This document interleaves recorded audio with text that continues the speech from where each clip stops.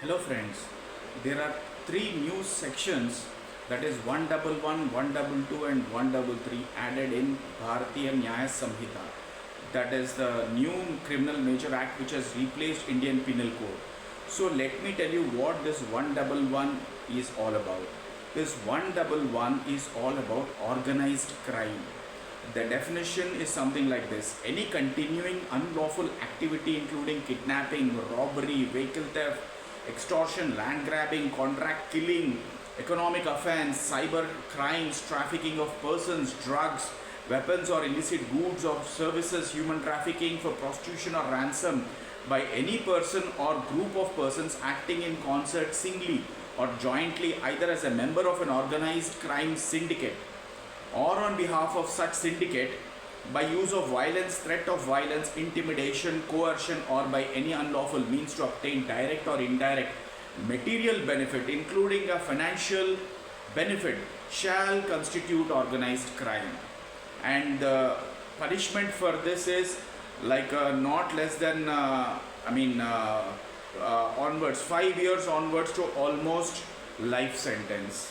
And mostly the people who are operating in gangs and gang wars or dons, wherein minimum of two people operate, this section attracts, which is a very new one. Earlier it was in acts like Makoka and all, which are organized crime, specialized acts for organized crime.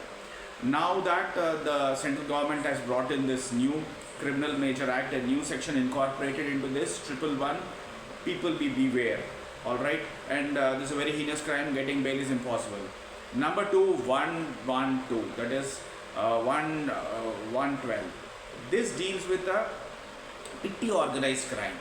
Whoever, being a member of group or gang, either singly or jointly, commits any act of theft, snatching, cheating, unauthorized selling of tickets, unauthorized betting or gambling, selling of public examination question papers, or any other similar criminal act, is said to commit petty organized crime. For this, the punishment goes between 1 year to up to 7 years. Alright, and lastly, double 113, 113. This is a terrorist act, which a new section has been incorporated, where earlier it was in statutes like UAPA or NSA. Such kind of acts deal with this kind of things, or else you have Kota and Tada, which have been repealed. Okay, now that the same thing has been brought into the ambit of the criminal major acts, let me read it out for you.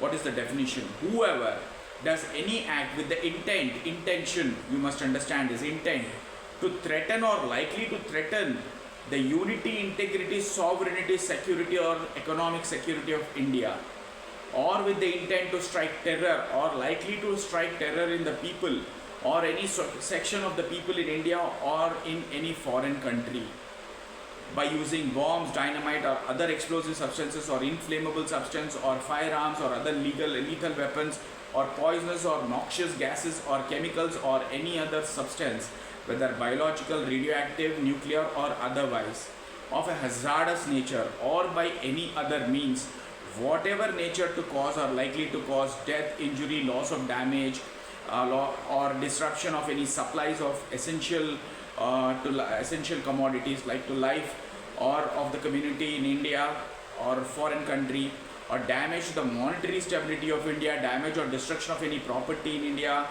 or overoffs by means of criminal force or the show of criminal force, or attempts to do so, causing death of any public functionary.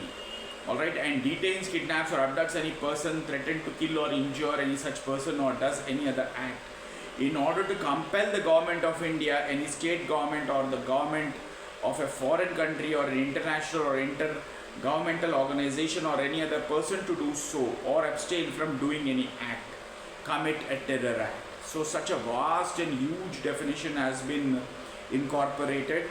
So one needs to be very careful. Even the people involved in conspiracy of a terror act, or else like abetting a terror act, or even giving some kind of logistic support to the terror act, everybody will be brought into this ambit, and the punishment is minimum 5 years to life imprisonment. And let me tell you, my dear friends, the bail in such kind of cases is next to impossible.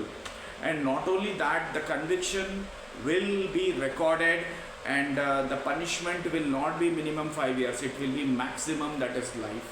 Because the policy of the government of India and even the policy of the Honorable Supreme Court is to strictly punish the culprits who act against the sovereignty of the country. So let us beware of such kind of heinous crimes which are much more dangerous.